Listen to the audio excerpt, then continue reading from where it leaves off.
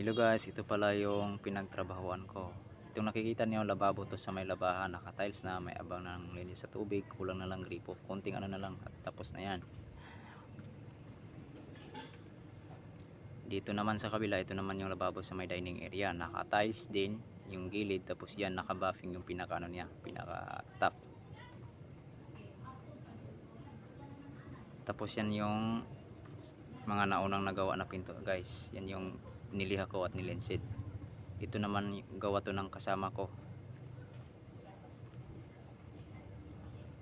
Dito naman ay ano din dito, kubeta, paliguan. Ito naman yung sa gitna, yun yung lababo hindi pa natapos. Dito wala pang bawal. Itong sa paliguan yun pa rin hindi pa natapos. Tapos yung nakasandal na bakal gate yan. Yan yung pinto na may design na mga shells.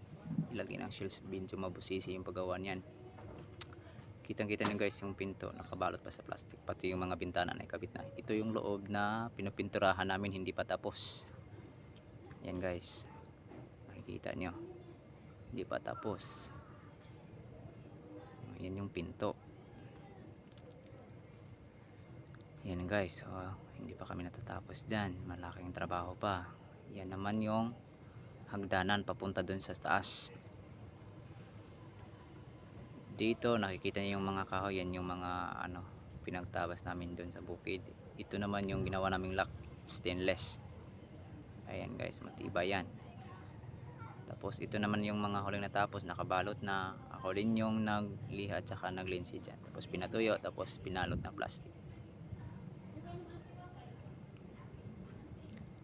Tapos ito guys, bintana din to, hindi pa tapos, kailangan pang